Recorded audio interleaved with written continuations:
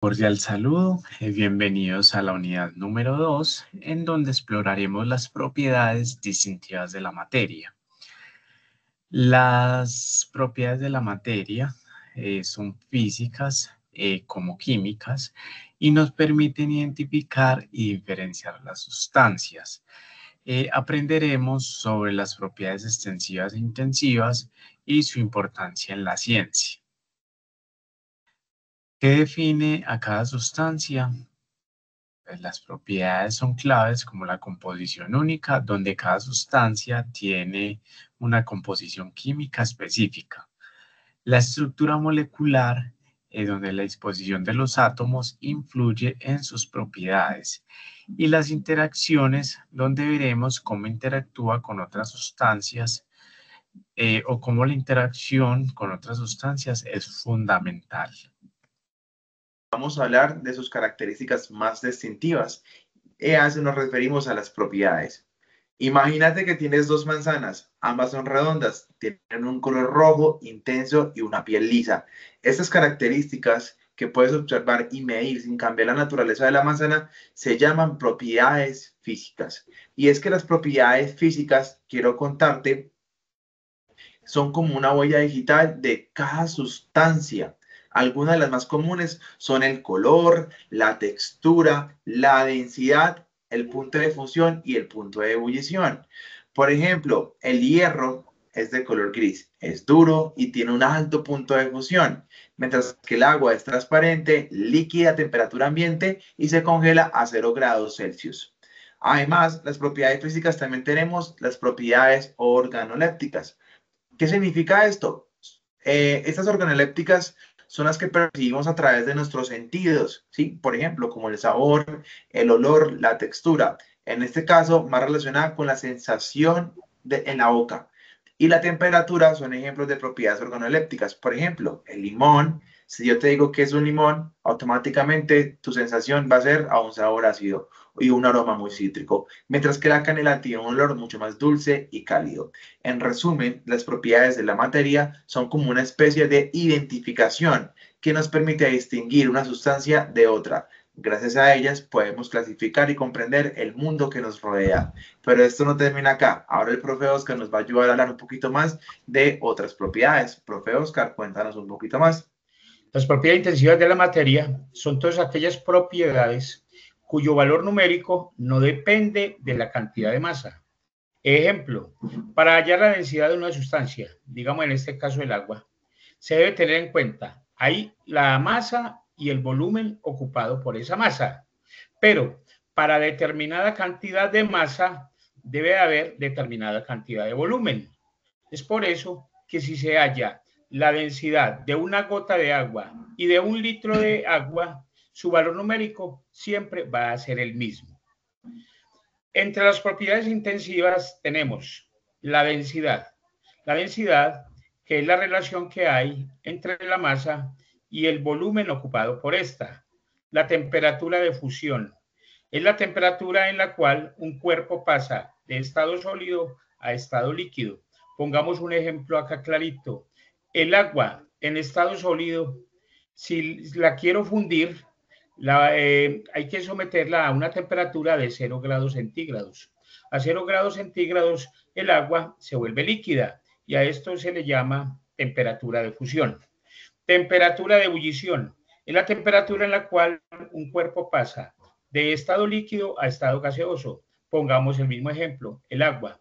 Si se pone a ebullir, la temperatura de ebullición de esta es de 100 grados centígrados, en la cual el agua pasa de un estado líquido a un estado gaseoso. ¿Qué son propiedades extensivas de la materia? Son todas aquellas cuyo valor numérico sí depende de la cantidad de masa. Entre estas propiedades tenemos el peso. El peso es la fuerza de atracción gravitacional que se ejerce sobre una masa.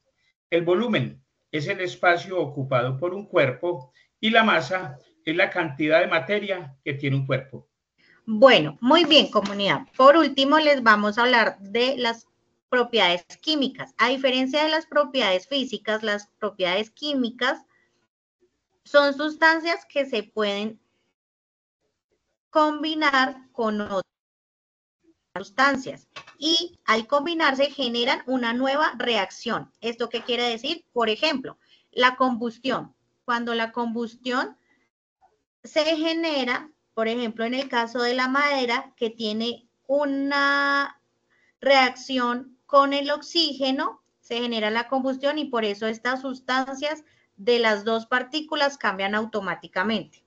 La reactividad es otra de las características de las sustancias químicas. Entonces, una sustancia tiende a ser más reactiva o más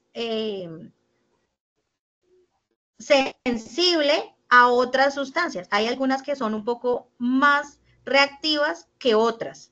Entre sí pueden ser un poco, por decirlo así, más sensibles unas que otras para cambiar esa sustancia o esa propiedad química de la materia.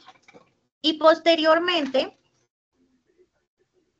está la corrosividad. Por ejemplo, en la cotidianidad encontramos cuando el hierro es tocado por el oxígeno, pues se oxida, se corroe. Entonces, por eso se dice corrosión.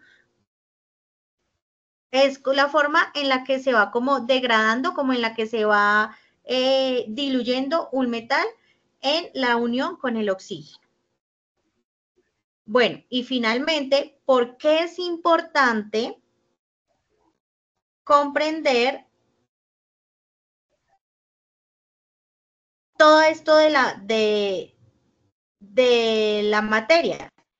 Es importante que comprendamos que si logramos entender todas estas propiedades dentro de la actualidad, nos permiten dar un desarrollo de la materia, nos permiten identificar que en la cotidianidad podemos identificar, por ejemplo, todas